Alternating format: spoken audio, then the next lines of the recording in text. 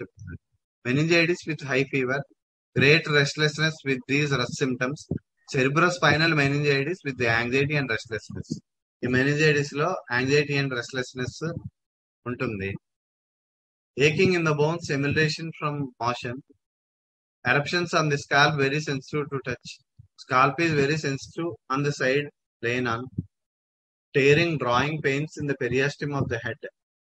Pressure in the bones of the skull as if screwed together. From every exposure to cold or damp weather, or from suppressing the sweat upon the head, comes pain in the head, rheumatic headaches. మళ్ళా ప్రతి particular symptom కి మనం మళ్ళా general symptoms ని మనం apply చేసుకోవాలి. ఈ headaches కి వచ్చేసరికల్లా ఈ కోల్డ్ ఎక్స్పోజర్ కి వాటికి అయినప్పుడు లేదా స్వెట్ సప్రెషన్ అయినప్పుడు మనం ఇది వస్తుంది.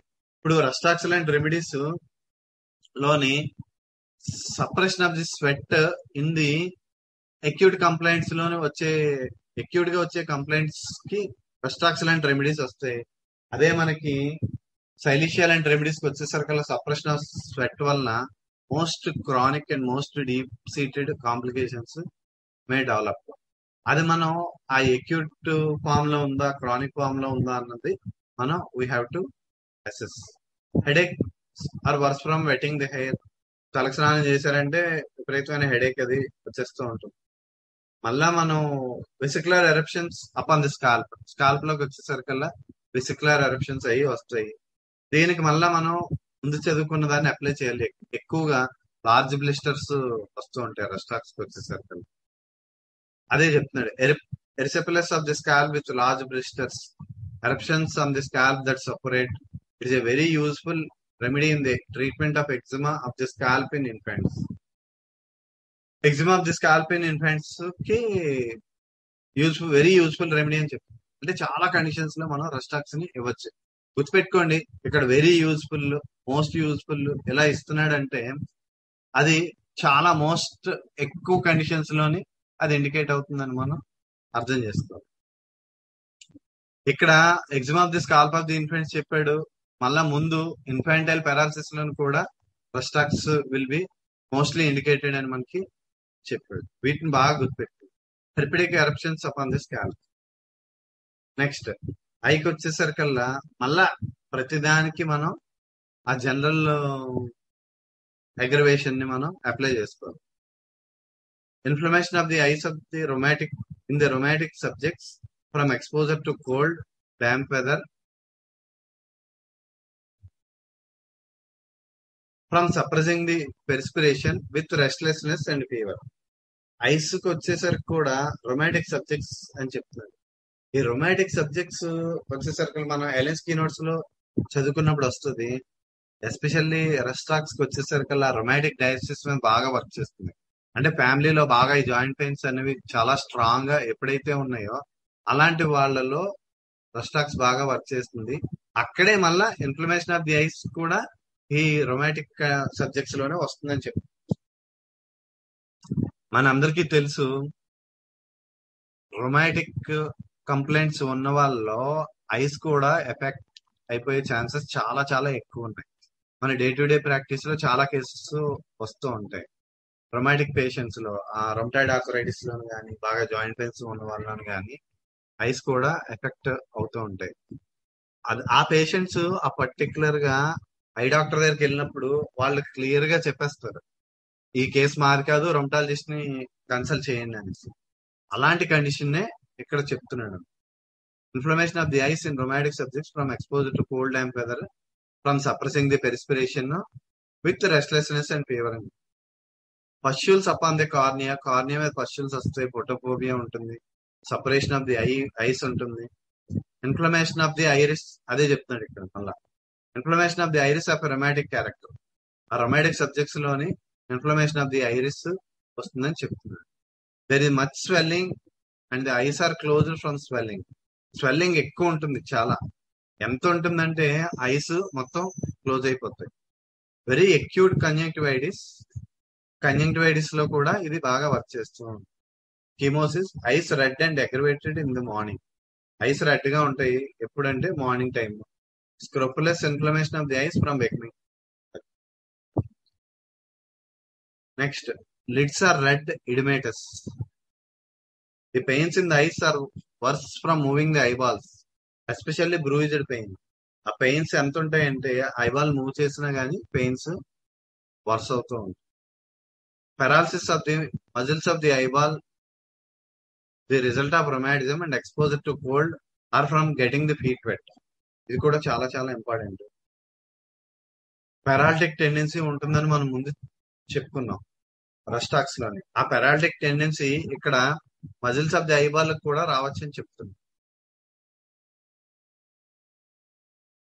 ఇక్కడ మళ్ళా కండిషన్స్ ఏంటంటే రిజల్ట్ ఆఫ్ ది రొమాటిజం వలన పెరాలసిస్ రావచ్చు, లేదా ఎక్స్పోజర్ టు కోల్డ్ వలన రావచ్చు, or from getting the feet wet వలన కూడా ఈ paralysis of the muscles of the eyeball రావచ్చు.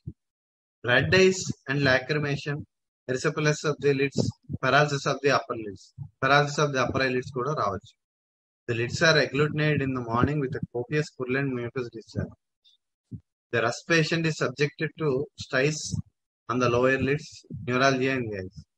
స్టైస్ గురించి చెప్తున్నాడు, ఎస్పెషల్ గా లోయర్ లిడ్స్ లో.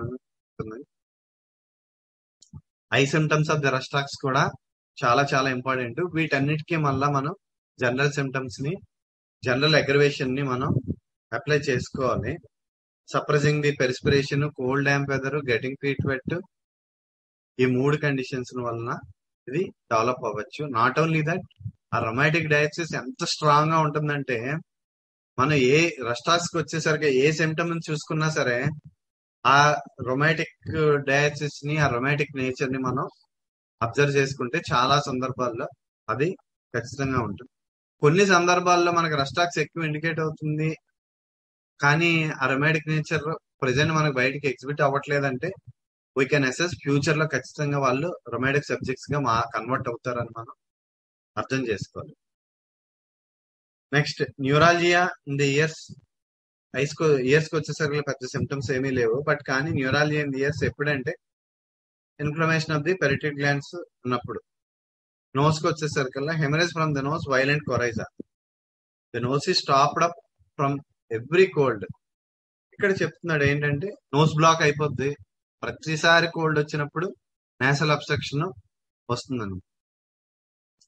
సో నేసల్ అబ్స్ట్రక్షన్ కూడా మన అక్యూట్ కండిషన్స్ లో రస్టాక్స్ చాలా ఎక్కువగా మనం యూజ్ చేస్తాం.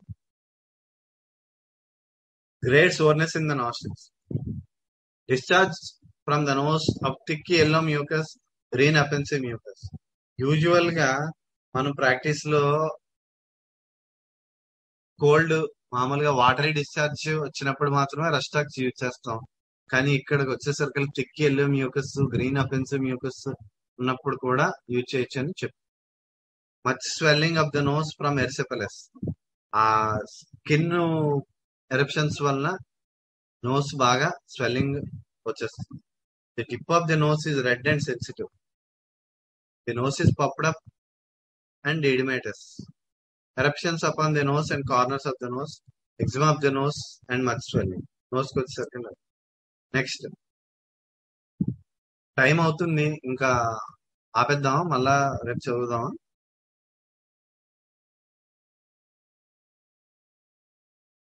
ఒక్కసారి రివ్యూ చేస్తాను, ఇక్కడతో ఇప్పుడు ఆపుదాం, నెక్స్ట్ ది రేపు చదువుకుందాం. ఒక్కసారి మళ్ళా రివ్యూ చేసుకుందాము ఈ రెమెడీకి వచ్చేసరికి. జనరల్ గా మనకి అందరికీ తెలిసిందే, మళ్ళా ఒకసారి చెప్తున్నాను. మస్ట్ అండ్ షుడ్ గా పేషెంట్ మనకి ఏ సిమ్టమ్స్ చెప్పినా, ఇప్పుడు రస్టాక్స్ లాంటి రెమెడీస్ కి కోల్డ్ ఎక్స్పోజర్ అవి చెప్తున్నారు. సో పేషెంట్ చెప్పే సిమ్టమ్స్ చెప్పినప్పుడు ఖచ్చితంగా మన ఎక్స్పోజర్ అవి ఏమైనా ఉన్నాయా అన్నది మనం ఖచ్చితంగా మనం ఎంక్వైరీ చేయాలి, అబ్జర్వ్ చేయాలి. అది కాకుండా జనరల్ గా మన ఈ క్లైమేటిక్ కండిషన్స్ అలాంటి కండిషన్స్ ఉన్నప్పుడు ఆటోమేటిక్ గా మనం అంత ఎంక్వైరీ చేయకపోయినా కానీ చేయొచ్చు.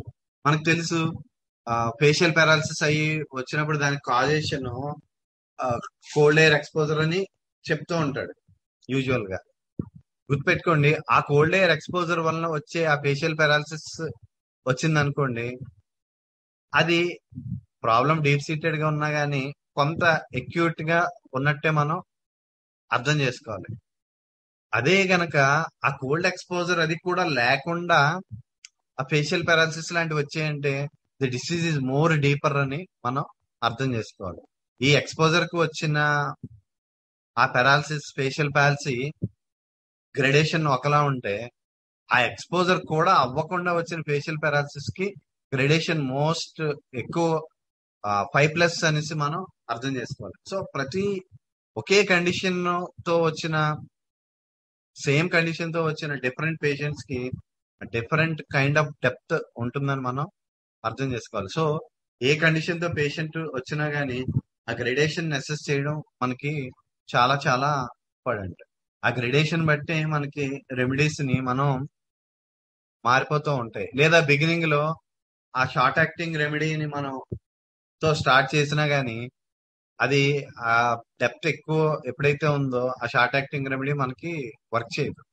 సో అప్పుడు we have to go for ఈ షార్ట్ యాక్టింగ్ రెమెడీ ఏం చేస్తుందంటే ఇట్ విల్ లే foundation to take the next deep acting remedy తీసుకోవడానికి ఇది ఒక ఫౌండేషన్ ని ఫామ్ చేస్తుంది.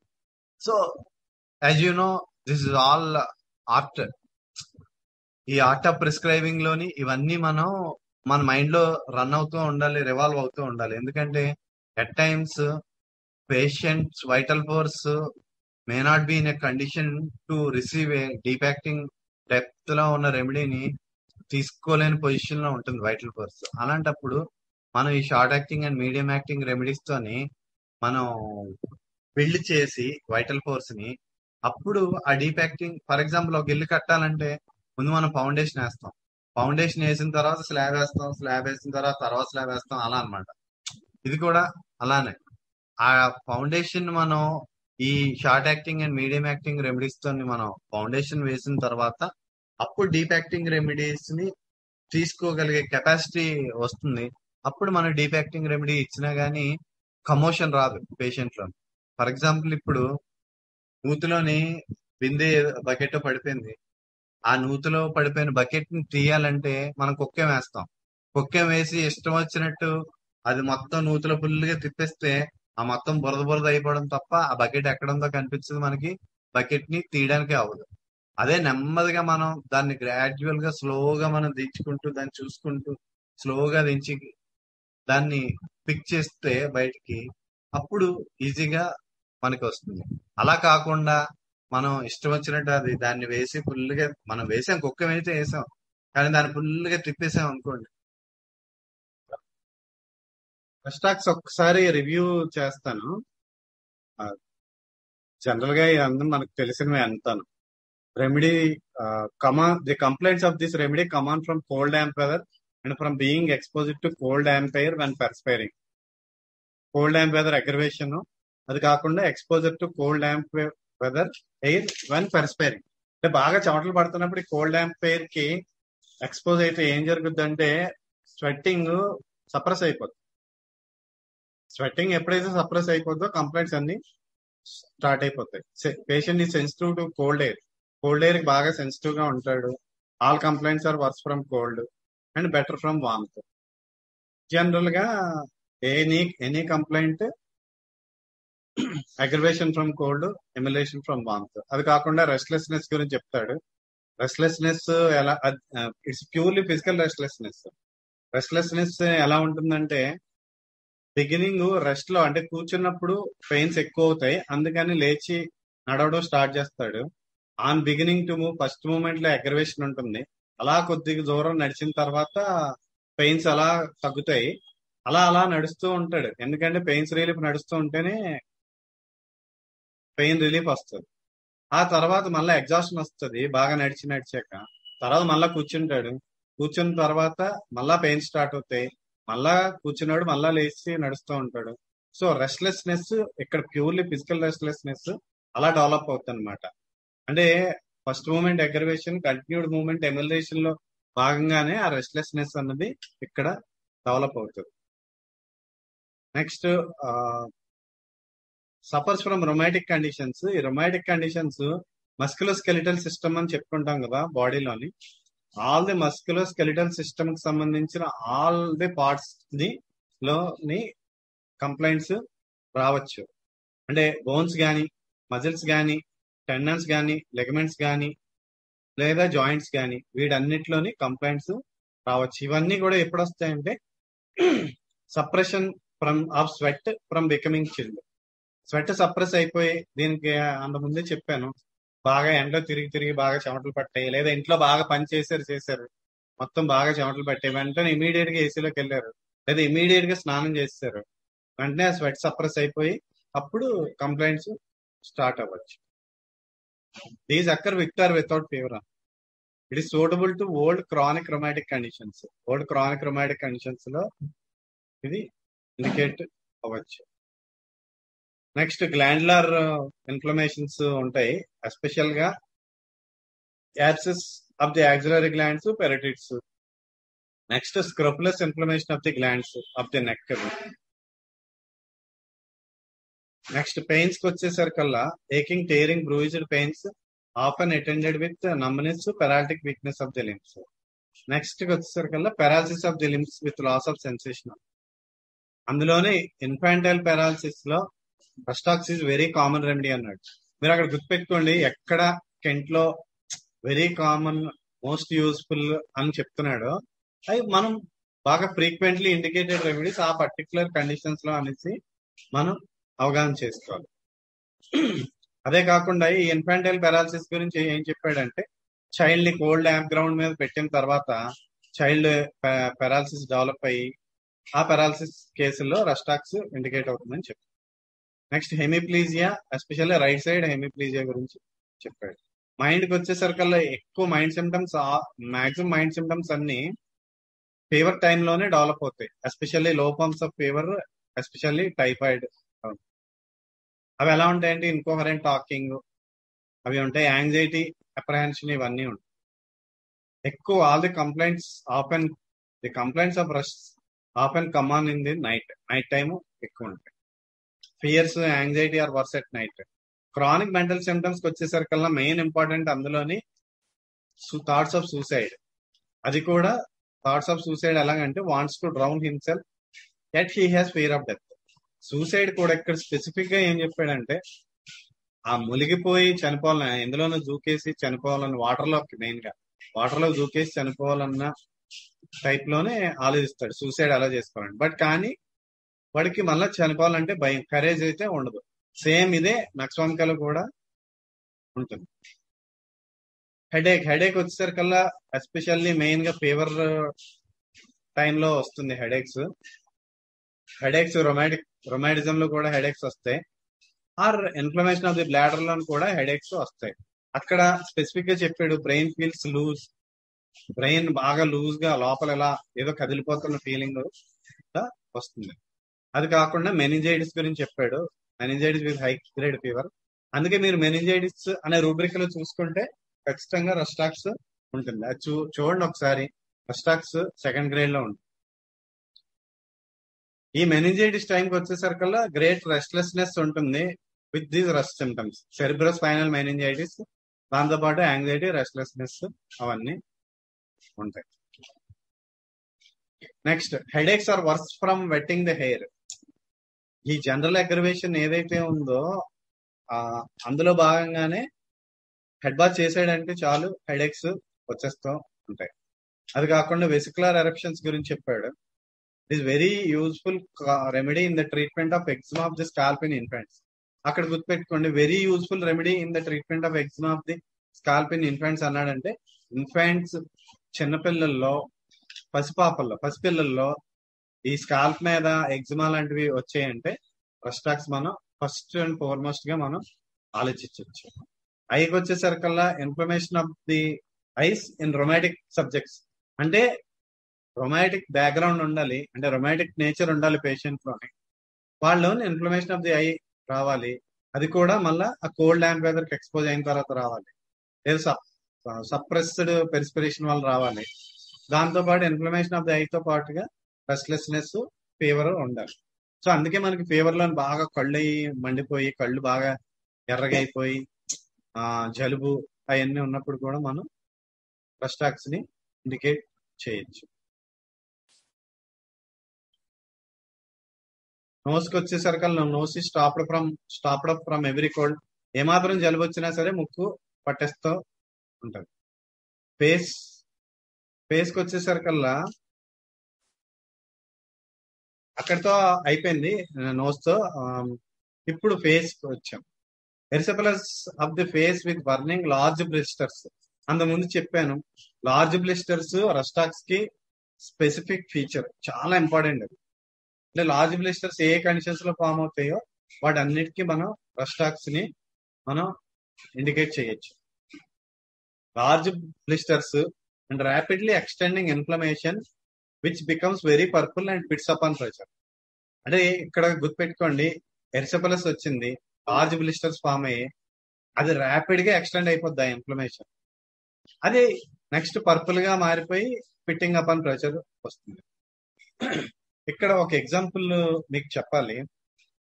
ఆర్సనిక్ ఆల్బమ్ చదివేటప్పుడు మేము 2011 లో యాంథ్రాక్స్ ఇక్కడ మన విశాఖ ఏజెన్సీలో యాంథ్రాక్స్ అవుట్ బ్రేక్ అయింది. యాంథ్రాక్స్ అవుట్ బ్రేక్ అయినప్పుడు రోజు పేపర్లో చూస్తున్నాను, టీవీలో చూస్తున్నాం, రోజు స్ప్రెడ్ అయిపోతుంది, చాలా మంది చనిపోతున్నారు అనేసి చూస్తాం. అప్పుడు ఇమీడియట్ గా నాకు బాగా అలవాటు, మీకు కూడా అందరికి అదే చెప్తాను, ఎవరు ఎక్కడ ఏది విన్నా, మీరు పేపర్లో చూసినా టీవీలో చూసినా లేదా మీకు ఎవరైనా చెప్పింది విన్నా కానీ first of all we have to refer the repertory చూడాలి. సో యాంథ్రాక్స్ ఇంతమంది చనిపోతున్నారు, what we can do.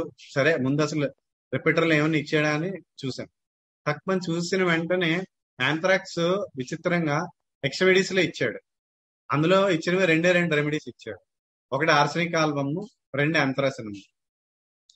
So అది చూసిన వెంటనే అక్కడ ఒక ఎన్జిఓని కాంటాక్ట్ చేశాం. ఎన్జిఓని కాంటాక్ట్ చేసి నేనైతే ట్రీట్ చేస్తాము అని చెప్పాం. నేను ట్రీట్ చేస్తాము, సో మీరు మాకు సపోర్ట్ చేస్తే ఖచ్చితంగా మేమైతే క్యూర్ చేయగలం, ట్రీట్ చేయగలం అని అష్యూరెన్స్ చెప్పాను. చెప్పిన వెంటనే వాళ్ళు అరేంజ్ చేశారు మొత్తం అంతా, మాకు మొత్తం అన్ని అరేంజ్ చేసి, ట్రాన్స్పోర్ట్ అన్ని అరేంజ్ చేసి. ఇట్స్ చాలా చాలా డీప్ ప్లేస్ అది. AOB border, Andhra Orissa border, full Naxals area. అసలు మామూలు వాళ్ళు ఎవరు అసలు అడుగుపెట్టే పరిస్థితి లేదు అక్కడ. ఆ ఊరి పేరు కర్లాపొదూరు అని ఊరి పేరు. ఊరికి ఇటువైపు ఏమో ఏపీ, అటువైపు ఏమో, ఒకవైపు ఏమో ఏపీ, ఒకవైపు ఏమో ఒరిస్సా అన్నమాట. సో వెళ్ళాము. మేము వెళ్ళిన తర్వాత అక్కడ కేసెస్ అన్నిటినీ అబ్జర్వ్ చేస్తాం. అబ్జర్వ్ చేస్తే వాళ్ళు చెప్పింది ఏంటంటే, ఈ రోజు స్టార్ట్ అయింది కంప్లైంట్, ఈ రోజు స్టార్ట్ అయ్యి కంప్లైంట్ ఇమీడియట్ గా విత్ ఇన్ నెక్స్ట్ డేకో పేషెంట్ కడుపు మొత్తం ఉబ్బరం అయిపోయి పేషెంట్ చనిపోతున్నారు. చనిపోయిన వాళ్ళందరూ అలానే చనిపోతున్నారు. అంటే అక్కడ యాంథ్రాక్స్ వచ్చేసరికి cutaneous anthrax, mnemonic anthrax, abdominal anthrax 3 types ఉంటాయి. అక్కడ కేసెస్ ని అబ్జర్వ్ చేస్తే క్యూటేనియస్ యాంథ్రాక్స్ చాలా మందిలో ఉన్నది. చనిపోయిన వాళ్ళందరూ క్యూటేనియస్ యాంథ్రాక్స్ కాకుండా అబ్డామినల్ యాంథ్రాక్స్ అని చనిపోతున్నారు. సో చూసిన తర్వాత ఆ కేసెస్, చాలా కేసెస్, ఇంచుమించు ఒక 20-25 కేసెస్ ని అబ్జర్వ్ చేశాం. అక్కడే లక్ష్మీపురం అని ఉంది, అక్కడ కూడా వెళ్ళాము. అబ్జర్వ్ చేసిన వెంటనే అక్కడ డ్రగ్ సెలెక్ట్ చేయాలి. డ్రగ్ ఎలా సెలెక్ట్ చేయాలి ఏంటిది అంటే, అప్పుడు మీరు ఒకసారి ఆర్సనిక్ ఆల్బమ్ లోని కెంట్లోని కనుక చదివితే అక్కడ ఇస్తాడు, rapidly spreading inflammation proceeding towards malignancy అని చెప్తాడు. అంటే ఎంత ర్యాపిడ్ గా, ఇక్కడ ర్యాపిడ్ అన్న పదం విన్నాక దాని గురించి అది గుర్తొచ్చి చెప్తున్నాను నేను. ఎంత ర్యాపిడ్ గా అంటే, ఈ రోజు స్టార్ట్ అయింది ఇన్ఫ్లమేషన్, రేపటికే మ్యాలిగ్నెన్సీ అంటే, మ్యాలిగ్నెంట్ ఇన్ఫ్లమేషన్ అంటే it's nothing but death. So with in 1 day or 2 days లోనే పేషెంట్ చనిపోవడం జరుగుతుంది. సో ఆ ఒక్క బేసిస్ మీదే యాంథ్రాసిన్ సెలెక్ట్ చేయకుండా ఆర్సనిక్ ఆల్బమ్ ని సెలెక్ట్ చేసి మొత్తం అక్కడ ఉన్న ఊరిలో ఉన్న జనాలందరికీ ఏ ఏరియాలో ఉందో ఒక 3 గ్రామాలు, ఆ 3 గ్రామాలకి మొత్తం మందులు ఇచ్చాం. అది కాకుండా ఎస్పెషల్ గా యాంథ్రాక్స్ స్ప్రెడింగ్ ఎక్కడి నుంచి, యానిమల్స్ నుంచి. సో యానిమల్స్ నుంచి స్ప్రెడ్ అవుతుంది కాబట్టి, ఎందుకంటే మాకన్నా ముందు ఢిల్లీ నుంచి టీం వచ్చింది, భోపాల్ నుంచి టీం వచ్చింది, ఇక్కడ ఏపీ స్టేట్ మెడికల్ టీం వచ్చింది. అందరి టీం వాళ్ళు వచ్చి ఇది మనం ఏమీ చేయలేమని చేతులు ఎత్తేసారు. చేతులు ఎత్తేయడం కాకుండా అక్కడ మొత్తం ఆ స్పోర్స్ డార్మెంట్ గా 100 years, మోర్ దాన్ 100 years కూడా డార్మెంట్ గా ఉంటాయి స్పోర్స్. ఏదో ఒక టైంలో ఎపిడమిక్ అవుట్ బ్రేక్ అయినప్పుడు ఆ స్పోర్స్ విల్ బికమ్ యాక్టివేటెడ్. ఆ గడ్డిని ఆ యానిమల్స్ తిన్నప్పుడు ముందు యానిమల్ విల్ బి ఎఫెక్టెడ్. ఆ యానిమల్ మాంసం తిన్నప్పుడు పీపుల్ విల్ బి ఎఫెక్టెడ్. అది స్ప్రెడింగ్ అప్ ఇన్ఫెక్షన్ అదనమాట. సో వాళ్ళు చెప్పింది ఏంటంటే ఇదేమీ చేయలేము, ఎందుకంటే ఆ గడ్డిలో ఉండే స్పోర్స్ మనం అయితే ఏమీ చేయలేము అని వాళ్ళు అయితే పూర్తిగా చేతులు ఇచ్చేస్తారు. సో దెన్ ఈ మెడిసిన్ ని అడ్మినిస్టర్ చేయడం జరిగింది. Not only for the humans, animals కూడా మందు వేయమని చెప్పాం మొత్తం. అక్కడ ఏవైతే ఆవులు, ఎస్పెషల్లీ ఆవులు పెంచుతారు కదా, ఆవు మాంసం వీళ్ళు తింటున్నారు. ఆవులకి మొత్తం అన్ని ఆవులకి మందు వేయమని చెప్పాం. So after administration of the remedy, preventive and curative, ఎందుకంటే ఆల్రెడీ ఎఫెక్ట్ అయిన పేషెంట్లకి ఇచ్చాము, రాని వాళ్ళకి మొత్తం అంతా ఇచ్చాము. ఇచ్చిన తర్వాత not even a single case was registered. Single case కూడా రిజిస్టర్ అవ్వలేదు. అంటే ఇది ఎందుకు చెప్తున్నానంటే కెంట్ యొక్క అద్భుతం అదే. ఎక్కడ ఆ ప్రతి వర్డ్ కి చాలా డీపర్ మీనింగ్ ఉంటుంది. దాన్ని మనం అర్థం చేసుకోవడం, ఆ పర్టికులర్ కండిషన్ వచ్చినప్పుడు మనం అప్లై చేయడం. ఆ అప్లై చేసినప్పుడు ఖచ్చితంగా మనం 100% రిజల్ట్స్ ని మనం తీసుకోవచ్చు. అందుకే ఇక్కడ చెప్పింది ఏంటి, ఎరిసెప్లస్ ఆఫ్ ది ఫేస్ మీద స్టార్ట్ అవుతాయి పొక్కులు లాంటివి. అవి లార్జ్ బ్లిస్టర్స్ లా ఉంటాయి. అవి చాలా ఫాస్ట్ గా స్ప్రెడ్ అయిపోతాయి. ర్యాపిడ్లీ ఎక్స్టెండింగ్ ఇన్ఫ్లమేషన్, స్ప్రెడ్డింగ్ అయిపోయి పర్పుల్ గా కలర్ మారిపోతాయి. ఈ erysipelas left to right across the face spread అవుతుందని చెప్తున్నాడు. అవి ఎలా ఉంటాయంటే మచ్ బర్నింగ్, ఇచ్చింగ్, టింగ్లింగ్ అవన్నీ ఉంటాయి. అది వాటితో పాటుగా delirium and high fever and the mental state refer to the above. ఈ ఎరిసెప్లస్ తో పాటుగా high fever, burning, itching, tingling, delirium state వరకు కూడా వెళ్ళిపోతారు. ఇంకా చాలా కేసుల్లో ఈ మౌత్ చుట్టూ ఫీవర్, జ్వరం పొక్కులు అని అంటూ ఉంటారు. నోటి చుట్టూ వస్తాయి కొద్దిమందికి, లో గ్రేడ్ ఫీవర్స్ లో కూడా కొంతమందికి వస్తాయి. సో అలాంటప్పుడు కూడా మనకి రెస్టాక్స్ చాలా అద్భుతంగా పనిచేస్తాయి. Eczema of the face, chronic suppurating eruptions of the face, stiffness of the jaws, rheumatic condition of the jaws and of the joints. ఇది చాలా ఇంపార్టెంట్.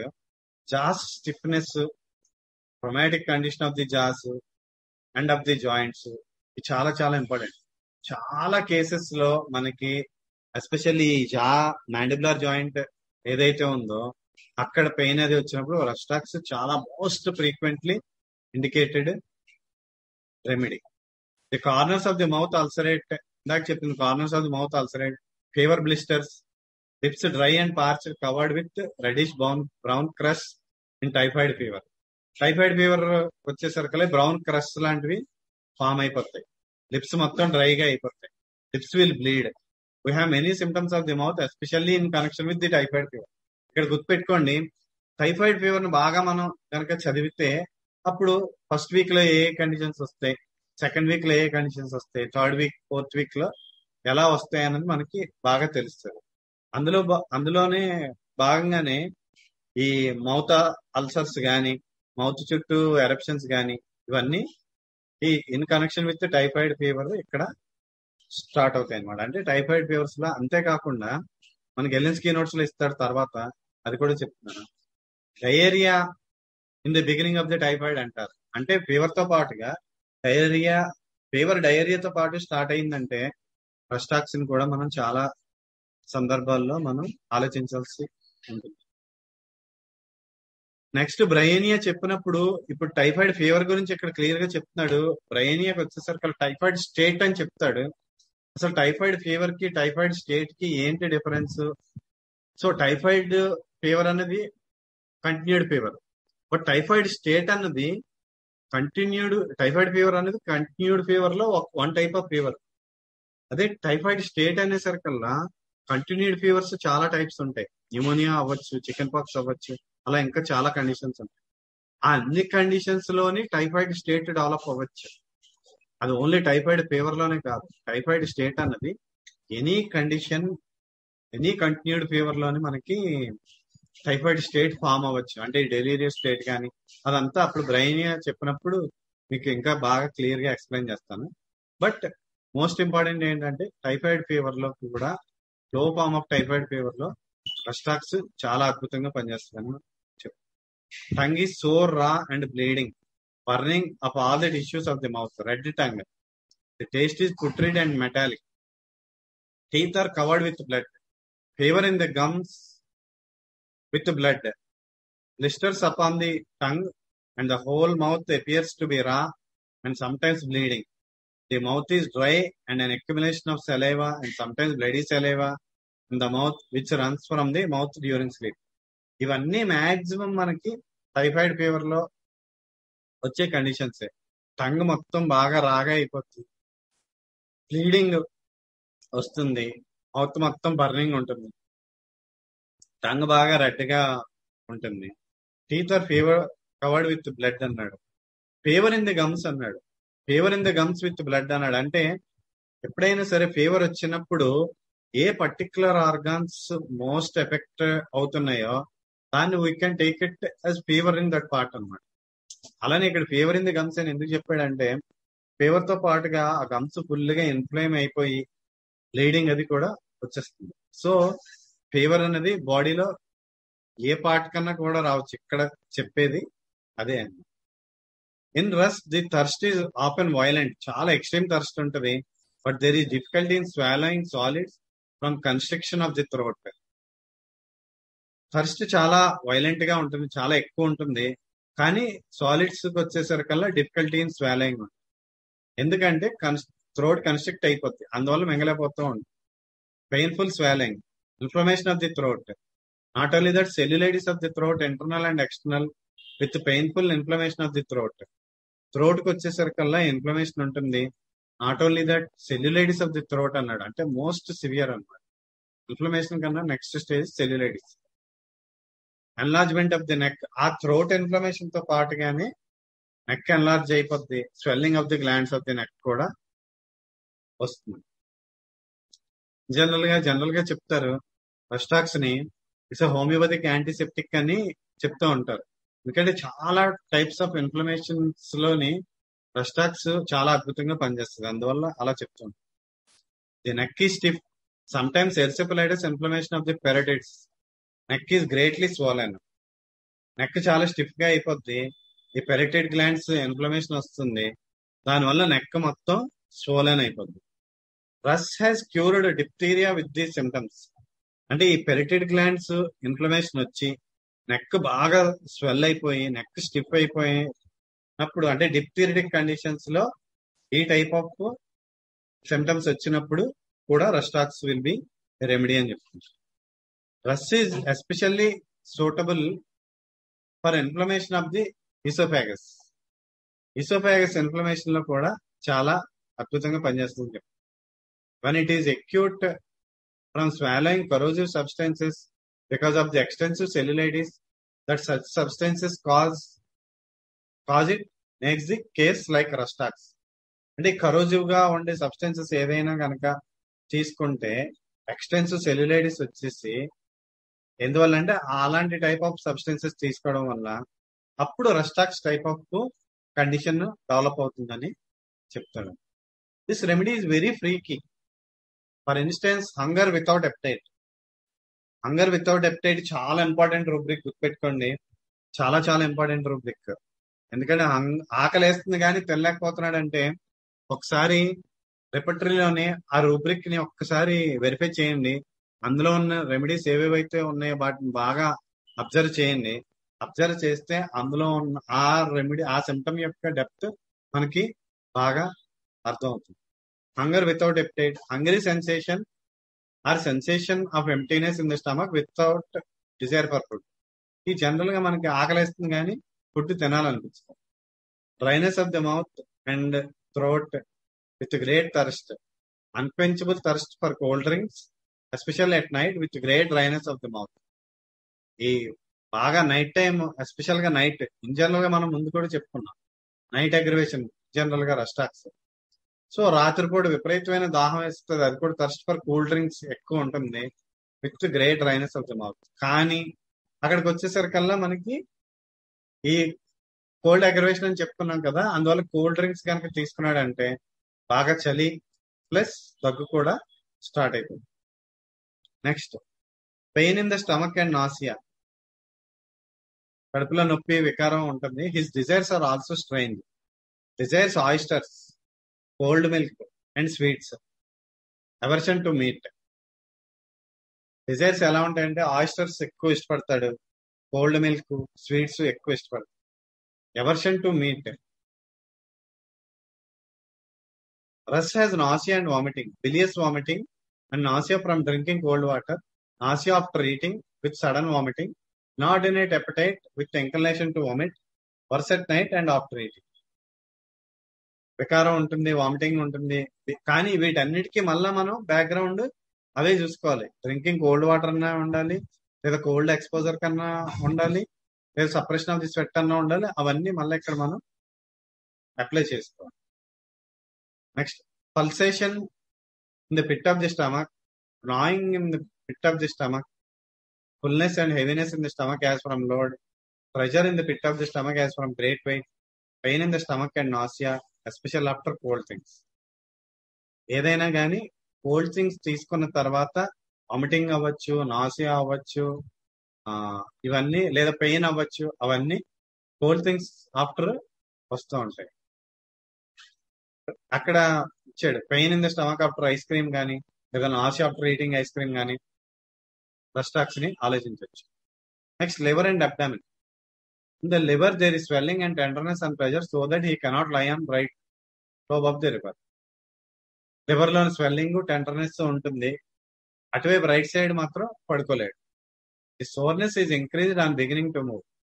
ఈ సోర్నెస్ ఎలా ఉంటుందంటే ఆన్ బిగినింగ్ టు మూవ్, మళ్ళా మనకి ఆ జనరల్ అగ్రవేషన్ ఏదైతే ఉందో on beginning to move aggravation అంటే ఫస్ట్ మూమెంట్ అగ్రవేషన్ ఏదైతే ఉందో ఇక్కడ కూడా అదే ఉంటుంది. Shooting pains in the reason of the liver. The abdomen, in the abdomen we have many of the complaints of rust.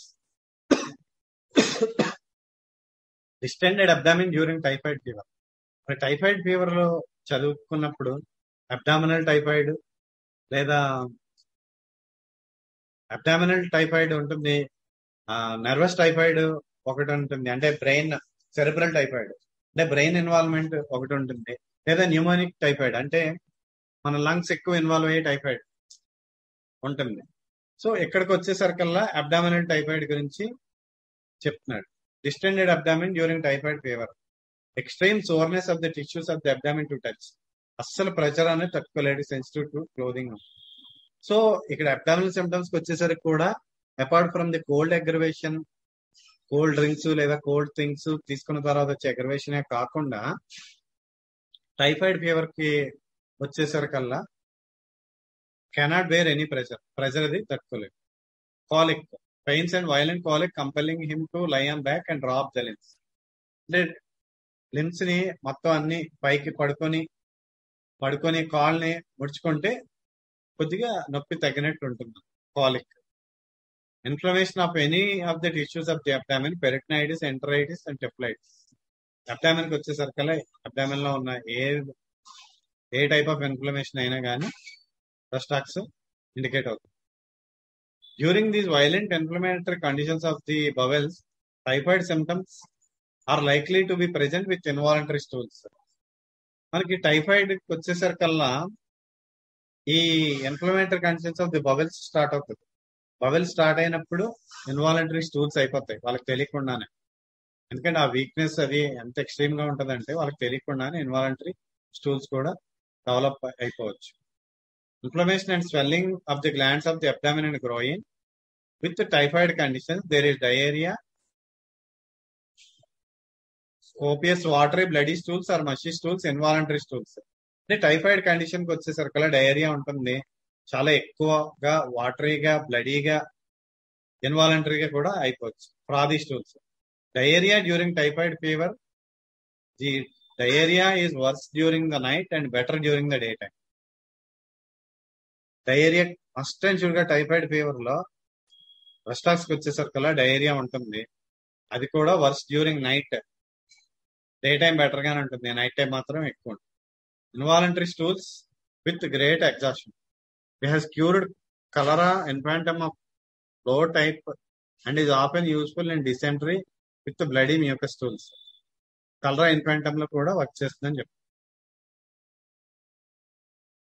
Violent tenesmus, violent tearing, pinching pains in the abdomen, involuntary stools, dysenteric discharges that drive him out of bed in the morning, sometimes as early as 4 o'clock. The 4 AM aggravation చెప్తున్నాడు ఇక్కడ. మనకి 4 AM aggravation అంత ముందు కూడా ఇందులో చదువుకుంటాం. ఎక్కడ sweating, weakness.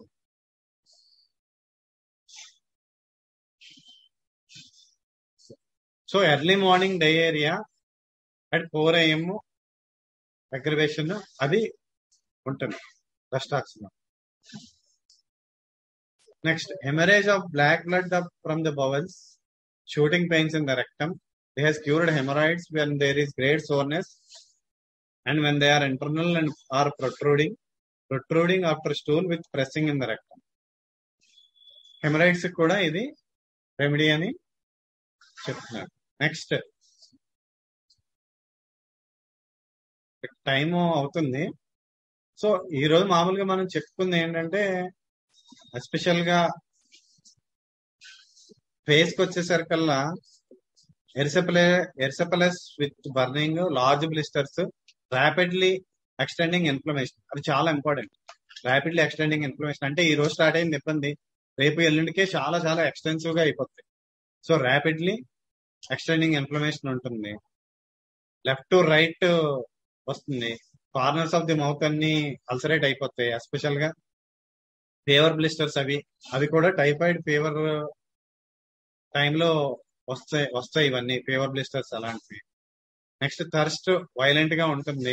But cold drinks desire ఉంటుంది కానీ తాగితే కోల్డ్ అగ్రవేషన్ ఉంటుంది. నెక్స్ట్ నెక్ వచ్చేసరికల్లా ఇన్ఫ్లమేషన్ ఆఫ్ ది పెరిటిడ్స్ అవి ఉంటాయి. డిప్టీరియా వచ్చేసరికల్లా నెక్ బాగా స్వోలెన్ అయిపోయి లేదా ఇన్ఫ్లమేషన్ ఆఫ్ ది పెరిటిడ్స్ వచ్చి నెక్ స్టిఫ్ గా అయిపోతుంది డిప్టీరియాకి వచ్చేసరికల్లా. Next inflammation of the oesophagus అది కూడా ఉంటుంది. స్టమక్ వచ్చేసరికల్లా స్ట్రేంజ్ డిజైర్స్ ఉంటాయి. Desires oysters, cold milk, sweets ఉంటాయి. Aversion to meat and nausea and vomiting. దానికి మనకి జనరల్ మోడాలిటీ కోల్డ్ థింగ్స్ ఏదైనా తీసుకున్నప్పుడే ఈ స్టమక్ సంబంధించిన సిమ్టమ్స్ ఏదైనా సరే ప్రొడ్యూస్ అవ్వచ్చు. లివర్ వచ్చేసరికల్లా pain in liver, tenderness in liver ఉంటుంది. అక్కడ కూడా on beginning to move aggravation ఉంటుంది. అబ్డామిన్ కి వచ్చేసరికల్లా మెయిన్ గా టైఫాయిడ్ ఫీవర్ లోని టైఫాయిడ్ స్టేట్ లోనే ఎక్కువ అబ్డామినల్ కండిషన్స్ అన్ని డెవలప్ అవుతాయి. Distension of the abdomen, involuntary stools ఇవన్నీ టైఫాయిడ్ కండిషన్స్ లోని డెవలప్. ఫస్ట్ నుంచి చెప్పేదే ప్రతి దానికి ఇక్కడ జనరల్ మోడాలిటీస్ ని ఇక్కడ ప్రతి పర్టికులర్ పార్ట్ కి కూడా మనం అప్లై చేయాలి. ఏంటంటే కోల్డ్ డ్యాంప్ వెదర్ అగ్రవేషన్, లేదా కోల్డ్ ఎక్స్పోజర్ అగ్రవేషన్, లేదా perspiration, suppression of perspiration and exposure to cold air, ఇవన్నిటిని అప్లై చేయాలి. ఫర్ ఆల్మోస్ట్ ఎవ్రీ సిమ్టమ్ కి మనం దాన్ని అప్లై చేసుకోవాలి. అది కాకుండా first moment aggravation, continued moment emulation కూడా మనం అప్లై చేసుకోవచ్చు. సో ఇప్పుడు యూరినరీకి వచ్చేసరికల్లా urging to urinate with tenesmus and pain in the region of the prostate gland causing urging to stool emulated by moving about. ఈ urging to urinate ఉంటుంది with టెనిస్మస్. ఈ టెనిస్మస్ అన్నది అది చెప్పాలంటే అది ఎక్స్ప్లెయిన్ చేయలేము. అది ఎక్స్పీరియన్స్ పొందిన వాళ్ళే కరెక్ట్ గా చెప్పగలుగుతారు. అదొక రకమైన డిస్కంఫర్ట్ ఫీలింగ్, బాగా అర్జింగ్, సీరియస్ అర్జింగ్ ఉంటుంది విత్ లాట్ ఆఫ్ డిస్కంఫర్ట్ ఉంటుంది. దాంతో పాటు pain in region of the prostate gland causing urging to stool. ఇది గుర్తుపెట్టుకోండి. Any pain with urging to